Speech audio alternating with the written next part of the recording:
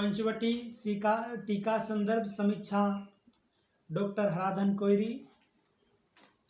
नारी भावना अध्याय 10।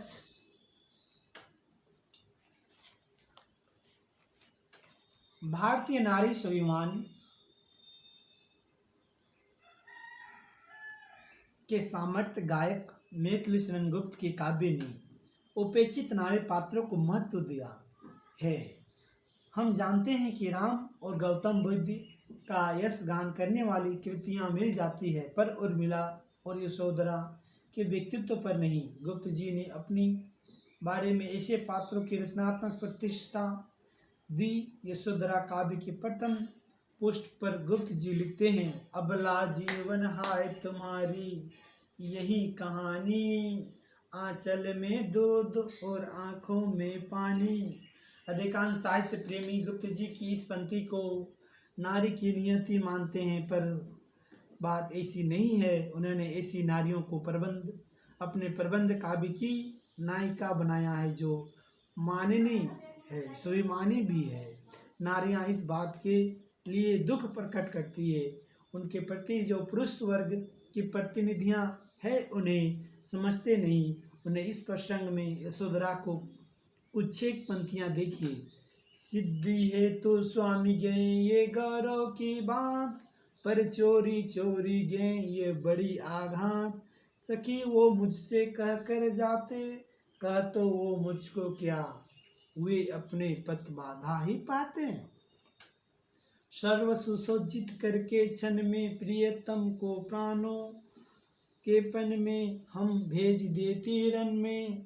छात्र धर्म के नाते सखी वे मुझ कर कह के जाते।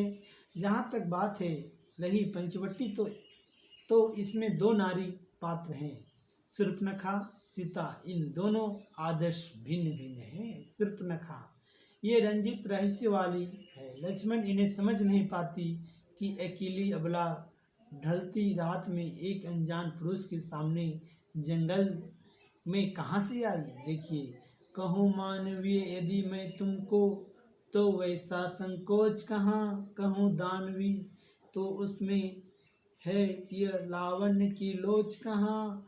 वन देवी समझो तो वो भी होती भोली बाली। तुम ही बताओ कि तुम कौन हो, हे रंजित रहस्य वाली।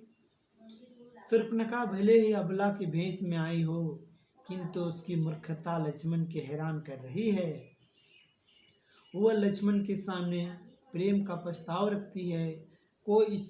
इसमें कोई दुराव छिपाव नहीं। वह सर्व कहती है,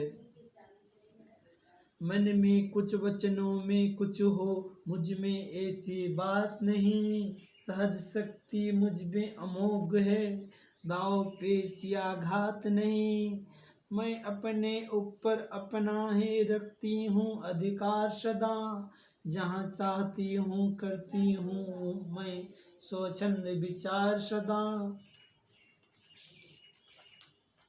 शूर्पणखा एक नारी है जो सर्वथा स्वतंत्र स्वच्छंद है। वह किसी मर्यादा वर्चना का बंधन स्वीकार नहीं करती। वह नारी है और पुरुष के संबंध जोड़ने के लिए स्वतंत्र है।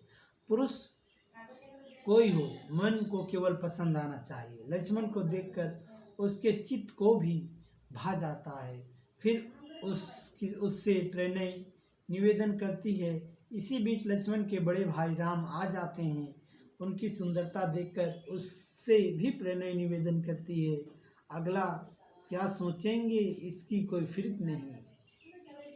इसमें तनिक भी लज्जा नहीं, जबकि नारी का आभूषण है लज्जा।